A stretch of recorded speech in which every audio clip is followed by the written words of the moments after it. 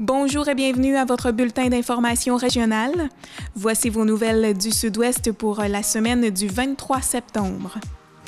Aujourd'hui, on va parler du fameux bac brun qui s'en vient très bientôt. C'est le 30 septembre prochain que débutera la collecte des matières compostables dans la MRC de Beauharnois-Salaberry. Mais c'est vraiment une expérience extraordinaire qu'ils vivent, là, une semaine complète avec deux mentors chevronnés. Là. Une belle expérience. Le prix de la relève à la Maison Félix-Leclerc est de retour après une absence de 3 ans.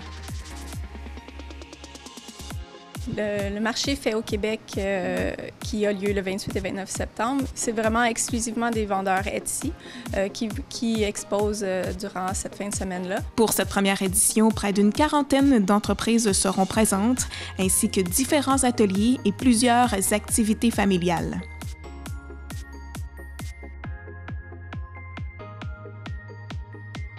J'avais rapidement remarqué qu'un certain M. Gonzalez publiait régulièrement sur les réseaux sociaux des informations sur les artistes et sur leurs activités culturelles de la région.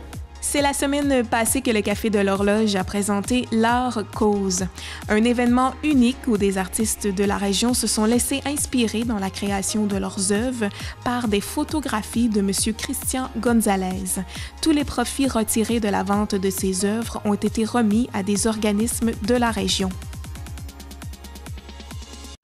Donc, on est là pour vous présenter la nouvelle bière Ergot de Coq. On est super fiers d'avoir travaillé avec la brasserie distillerie Champ Libre.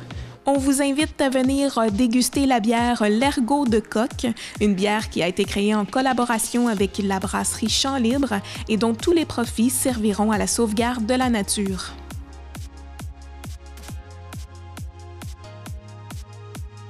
C'est le 30 septembre prochain que débutera la collecte des matières compostables dans la MRC de Beauharnois-Salaberry. Bonjour, mon nom est Patrice Lemieux. Je suis directeur environnement gestion des matières résiduelles pour la MRC de Beauharnois-Salaberry. Aujourd'hui, on va parler du fameux bac brun qui s'en vient très bientôt. Donc, la distribution des bacs bruns se fait sur une période d'environ 6 semaines. Donc, on a au-delà de 23 000 bacs roulants bruns à distribuer. Chaque ménage va recevoir également des mini-bacs de cuisine pour l'intérieur de la maison. Il y en a environ plus d'une 30 000 qui vont être distribués. Donc, c'est vraiment une entreprise d'envergure, mais ça va très bien actuellement. On s'affaire à terminer la distribution des bacs. Donc, comment on utilise ça, le bac brun? C'est assez simple. Donc, les gens ont reçu leur bac, mais aussi une petite chaudière qu'on appelle le bac à cuisine. Donc, on garde ça à l'intérieur de la maison et on va l'utiliser pour tout ce qui est nos résidus alimentaires, nos résidus verts et des autres matières compostables. Donc, c'est vraiment, là, au niveau des résidus alimentaires, c'est tout ce qui est de la nourriture. On ne se limite pas aux épluchures de légumes et de fruits. Donc, on va aller chercher vraiment nos résidus de viande, nos os, encore aussi les restants de poissons.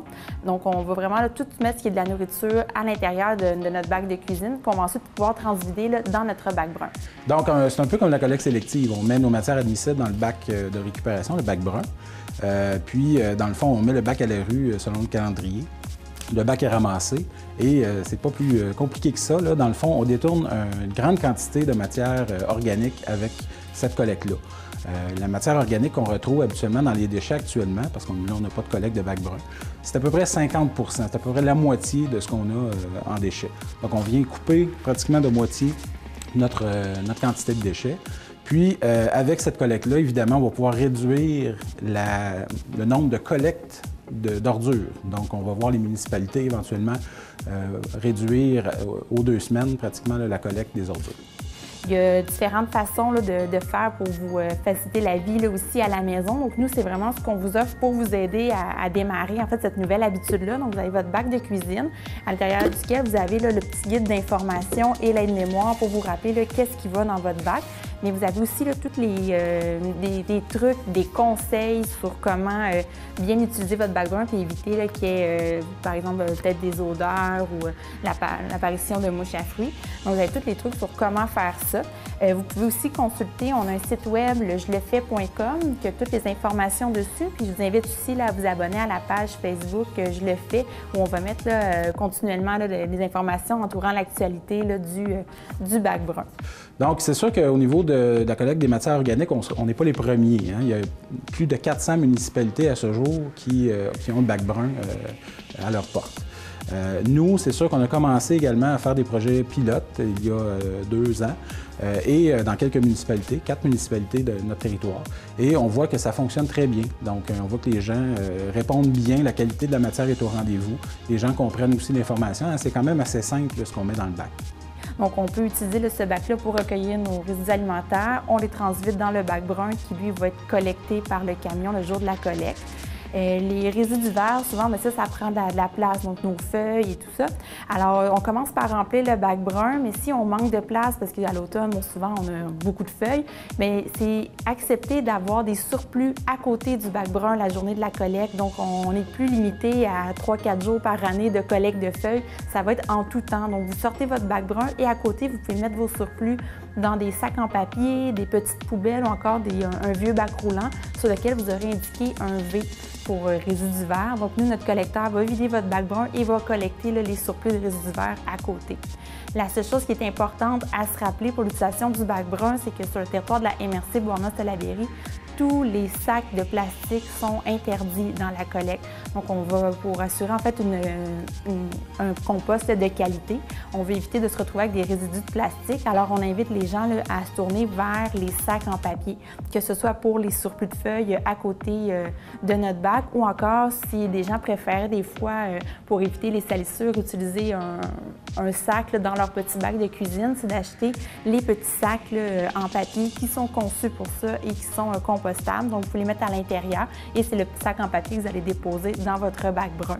Une autre façon plus économique aussi, vous pouvez utiliser les circulaires, donc quelques pages de circulaires qu'on met dans le fond de notre bac de cuisine et une fois qu'on c'est plein, bien, on fait un petit baluchon et qu'on dépose ensuite dans notre bac brun. Donc, c'est vraiment juste une nouvelle habitude à prendre, mais vous allez voir, c'est vraiment pas plus compliqué qu'il faut. Bien, les matières sont envoyées sur un site de compostage à La Chute, donc un compostage à grande échelle. Et dans le fond, pour transformer cette matière-là en compost, vous savez, le compost qu'on achète à toute bonne quincaillerie, là, ça peut être en sachet, ça peut être en vrac. C'est sûr que nous, on va le redistribuer aux citoyens éventuellement en vrac. Chacun va pouvoir avoir un compost de qualité. Alors aussi, pour ceux qui voudraient avoir un petit peu plus d'informations, donc la collecte commence le 30 septembre, mais suite au début de la collecte, vous avez encore des questionnements. On offre, il va y avoir 4 séances d'information, donc le 10 octobre à 14h et 19h à Beauharnois, donc au centre communautaire. Et on en a une aussi le 23 octobre à Salaberry de Valleyfield, donc à 14h et 19h à l'édifice Jean H. Besner, donc dans le parc Sauvé. Donc, tous les citoyens de toutes les différentes municipalités de notre territoire sont invités à se présenter. Donc, on va être là pour expliquer nos différents conseils, mais aussi répondre aux interrogations qu'il y aura eu suite aux premières collectes. Sur notre territoire de la MRC Bourgneuf-Salaberry, mais on veut vraiment desservir tout le monde. Donc, les commerces, les industries vont aussi recevoir un bac brun. Les institutions comme les écoles aussi, les centres de santé en reçoivent un également. Donc, c'est important pour nous d'aller chercher vraiment les matières compostables partout pour réduire nos déchets. Et les entreprises, n'hésitez pas à faire appel à nous. On est là pour vous accompagner, pour intégrer, former vos employés, vous aider aussi à changer vos façons de faire à l'intérieur. Donc, encore une fois, c'est simplement juste souvent de changer le contenant ou ajouter un petit contenant à côté de la poubelle pour se rappeler de bien trier ces matières. Mais on est là pour vous accompagner dans ce changement-là. On vous encourage à le faire. C'est sûr que, comme je mentionnais, c'est une action qui est relativement simple. Puis, on est là également pour vous accompagner au niveau de la MRC. Si vous avez des questions, on est là pour vous aider, pour vous assister dans le processus. Le prix de la relève à la Maison Félix-Leclerc est de retour après une absence de 3 ans. Ce prix offre aux artistes une semaine complète de formation et d'accompagnement sous la forme d'ateliers d'écriture, de perfectionnement et de mentorat. Rien de viande dans ton frigo, avec tes bottes puis ton chapeau, viens faire un tour à la boucherie végétarienne.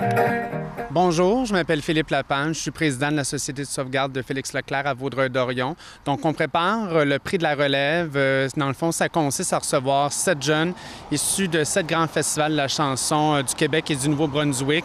Des gens qui ont été sélectionnés pour la qualité de leurs prestations en ce qui a trait aux mots. Donc, ces jeunes-là viennent vivre une expérience extraordinaire, sont logés, nourris et vivent une semaine complète de formation sous la supervision de Luc de la Rochelière et Mouf, donc sous forme d'ateliers d'écriture, d'accompagnement, de mentorat.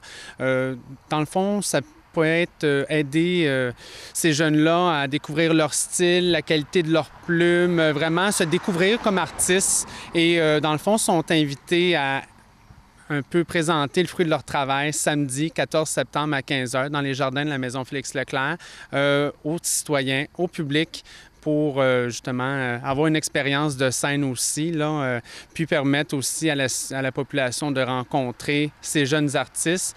Mais c'est vraiment une expérience extraordinaire qu'ils vivent là, une semaine complète avec 2 mentors chevronnés, là. Une belle expérience. Donc, c'est ça. On avait 7 festivals de la chanson. On avait Festival de la chanson à Saint-Ambroise, le Francouverte, ma première place des arts, Festival en chanson de Petite-Vallée, Gala de la chanson de Caraquette au Nouveau-Brunswick, Festival international de la chanson de Granby. Donc, 7 grands festivals. On envoyait un représentant de notre société.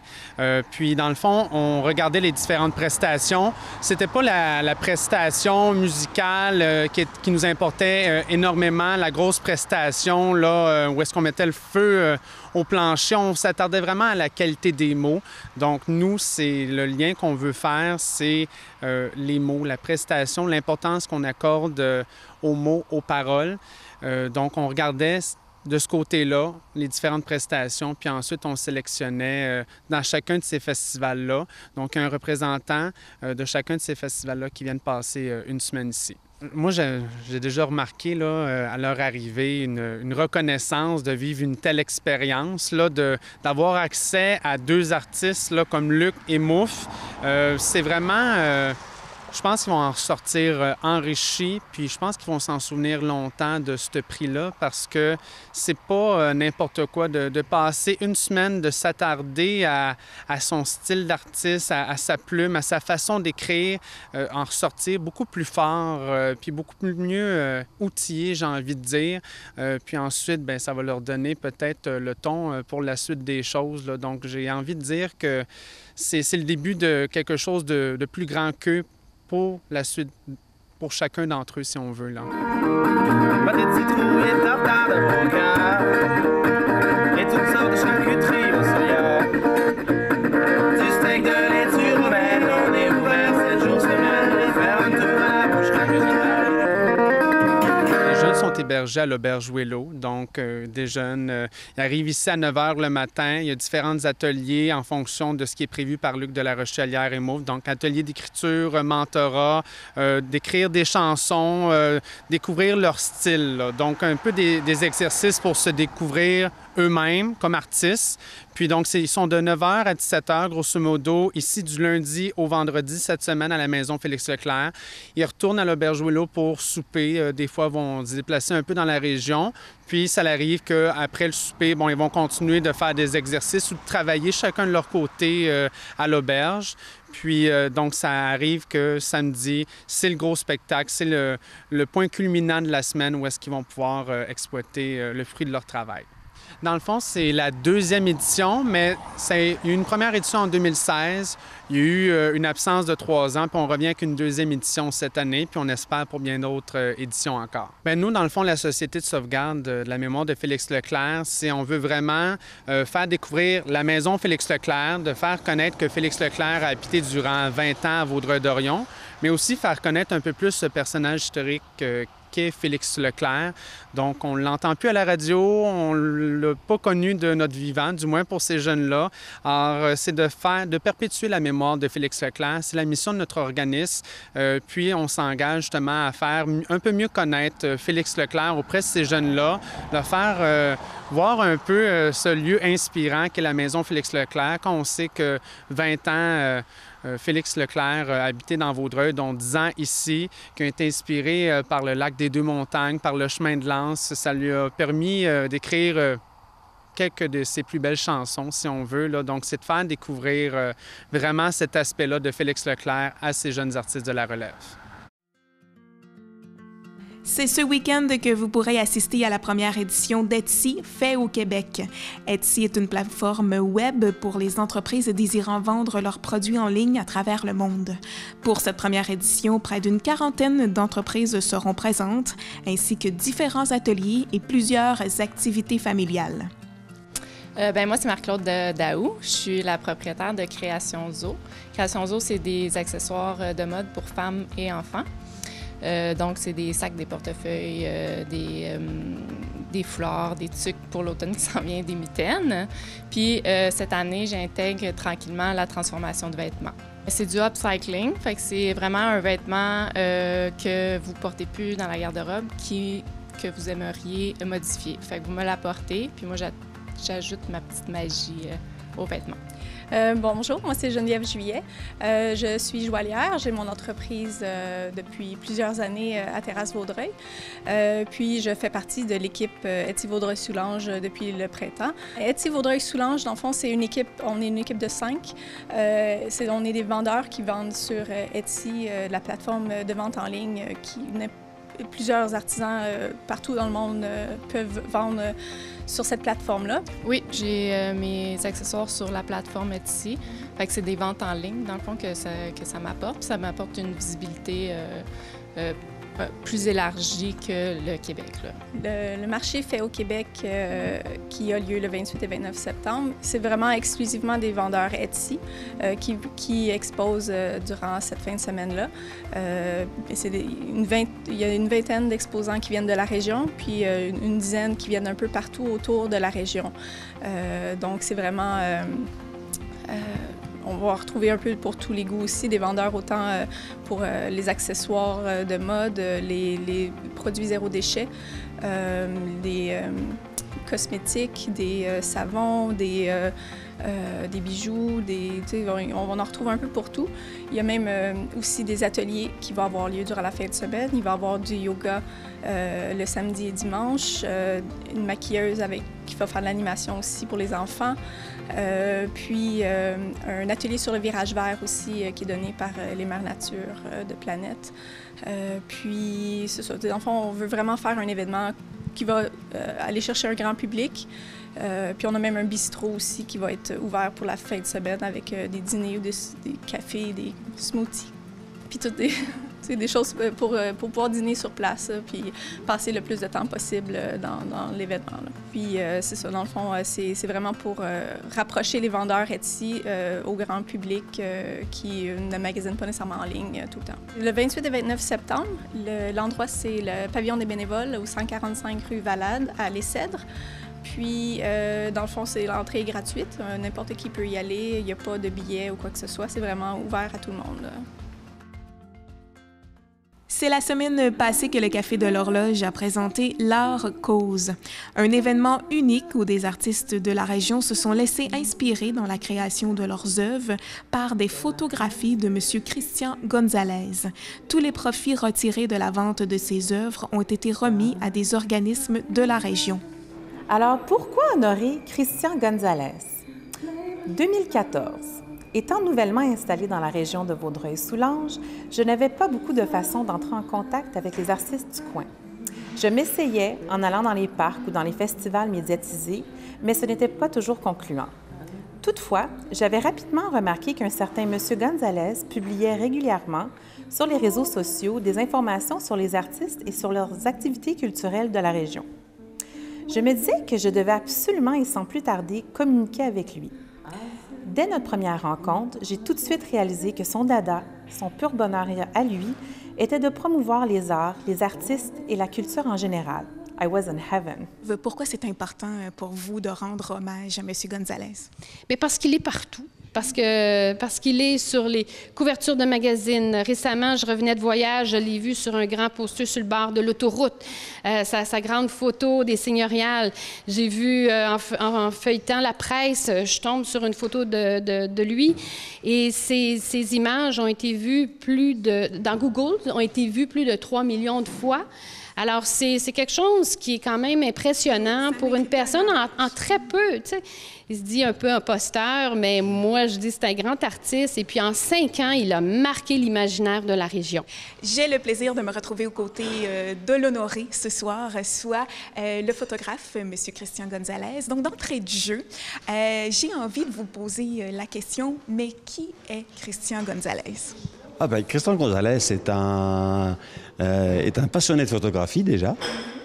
Et en plus, il y a l'avantage, parce que je considère que c'est un avantage, d'être d'une part très proche des artistes et puis de les aimer en plus. Parce que comme je le disais il n'y a pas très longtemps, c'est pas tellement l'art qui m'intéresse, c'est les artistes. Hein, c'est eux que j'aime leur démarche, j'aime leur manière de voir les choses, j'aime leur manière d'illuminer notre vie finalement, entre des murales. On le voit ici ce soir. Absolument.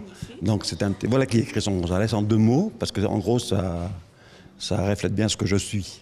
Et pourquoi les artistes, l'art occupe une place aussi importante dans votre vie? Ça vient d'où cette passion? Mon père était peintre, mon père était artiste peintre, donc j'ai été élevé dans l'odeur de la peinture à l'huile. Et donc c'est quelque chose dans lequel j'ai baigné. Et je voyais lui-même sa passion. Il avait un métier à côté de ça qui était très difficile. Et j'avais remarqué qu'avant même que le mot existe, il pratiquait l'art-thérapie. C'est-à-dire qu'en peignant, il arrivait, plus sa journée ou sa période avait été difficile, et plus j'avais remarqué qu'il faisait des traits très fins et très... C'est assez marrant. Il y a une relation directe entre ce qu'il ressentait lui dans son travail, ce qu'il vivait et la manière qu'il avait de peindre. Et ça, je m'en suis rendu compte après, mais bon, ça, c'est des choses qui font que c'est quelque chose qui m'intéressait très jeune. Hein. Étant de nature très humble et modeste, ce n'est pas surprenant que même dans le cadre de son exposition, où évidemment nous tenions à le remercier et à souligner son travail et son implication, il a décidé de mettre de l'avant chacun des artistes et organismes qui participent à cet événement. Mais comment vous sentez-vous là aujourd'hui, ce soir, quand vous voyez ce que les artistes ont pris le temps de faire pour représenter vos magnifiques photos? J'avoue qu'hier, j'étais très, très, très ému parce que quand j'ai constaté le travail qu'ils avaient fait surtout, hein, parce qu'ils auraient pu faire ça d'une manière un peu plus, dire bon, on va faire quelque chose, on va faire... Hein.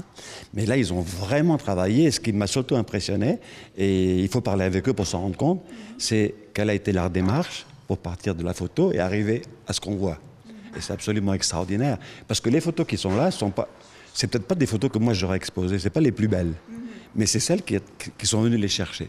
Et c'est ce que je trouve extraordinaire, c'est qu'ils ont réagi vis-à-vis de la photo avec leur émotion, et non pas avec leur regard, en se disant « Ah, waouh, c'est une belle photo ». Donc j'ai ici des photos que j'aurais jamais exposées de ma vie. Puis elles sont là et elles sont mises en valeur par le travail d'un artiste derrière. Et je trouve ça extraordinaire. Donc, on va y aller avec le début. J'imagine qu'au départ, vous avez choisi votre photo. Oui. Pourquoi avoir choisi celle-ci? Bien, parce qu'il y avait un nid et ça moi, c'est dans ma démarche artistique depuis plusieurs années, depuis que mes 2 filles sont parties de la maison parce qu'ils sont à l'université, le nid est vide. Alors, j'ai commencé à explorer ce thème-là. J'aime beaucoup la thématique des oiseaux, puis c'était sûr que si je faisais une œuvre avec un nid, bien, ça allait au nichoir. C'est quelque chose d'unique. En fait, c'est une pièce qui est faite en céramique. Alors, moi, je me suis basée sur... le nid en tant que tel qui est au centre de sa photo, mais de tout le feuillage. Puis moi, c'est ma marque. C'est en fait tout ce qui est coloré. Et la lumière, bien, moi, quand j'ai pensé à insérer une lumière à l'intérieur de l'œuvre, c'est parce que Christian, il fait la lumière sur les artistes. J'ai dit, il faut avoir absolument une lumière à l'intérieur. J'aimerais vraiment préciser que même si M. Christian Gonzalez mentionne que l'idée première vient de moi, sachez qu'il a toujours insisté sur le fait que rien ne lui revienne monétairement. Suis-je surprise? Non, parce que la générosité de M. Gonzalez est sans fin.